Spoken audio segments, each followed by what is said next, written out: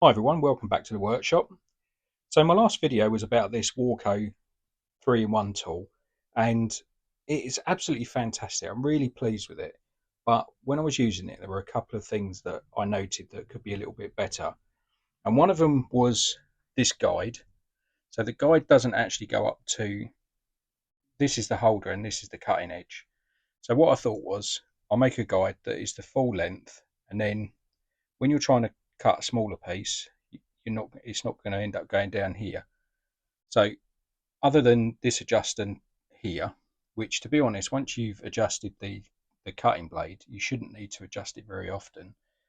So I'm going to make this longer, and also on the guard on the back, which so the guard comes up and protects the rollers, which in all honesty I don't think you really need on there, in my own opinion. But if you do want it, it's held on by a couple of these cap heads, which they're huge. They're about 2 inches long.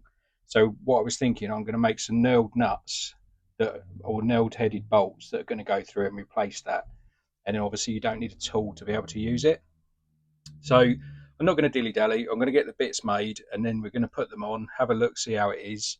But here's a couple of test pieces that I made the other day. This was using the rollers at the top. So that's almost a perfect circle, and I just welded it up and just tidied it up a little bit. But I was really pleased with how that came out. And then the other test piece, I've polished it up a little bit, but it was this cube. And this was just to prove the repeatability of the guide and the cutting blades. But as you can see, if I wanted to cut these pieces, then I wouldn't be able to hold them against that edge. It would be twisting, which would make it awkward.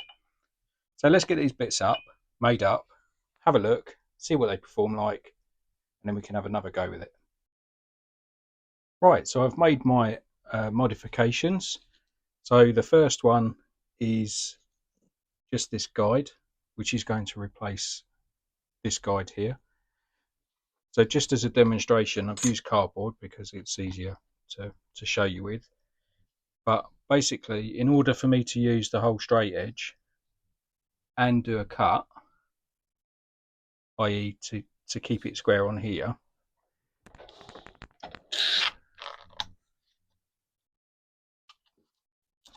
that's about the smallest I can go, which is 85mm. So if I put my replacement guard on, and then we'll see what the smallest piece we can cut with that is.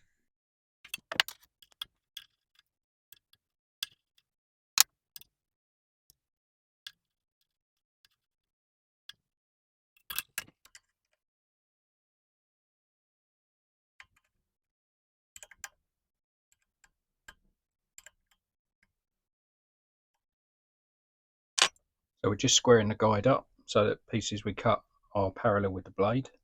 Put that back in.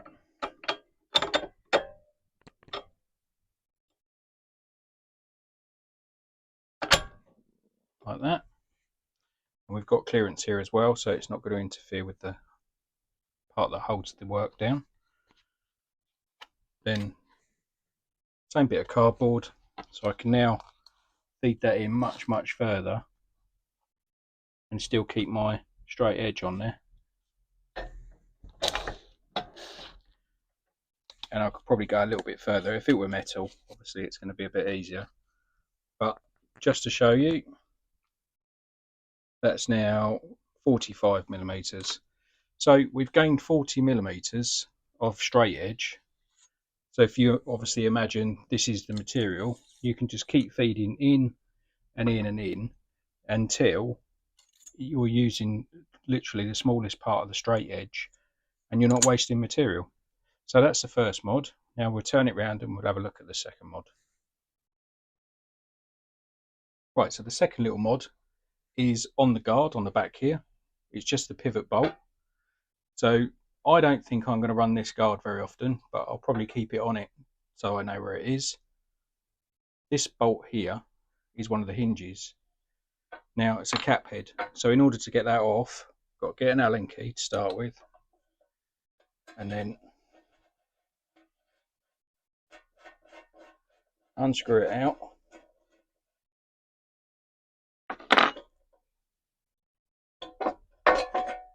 And then I can remove it. Now what I've done,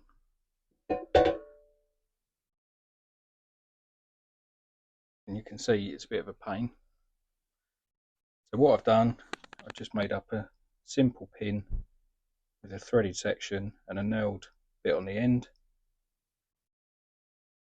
And then all you do, start that off, put your guard on, no tools needed,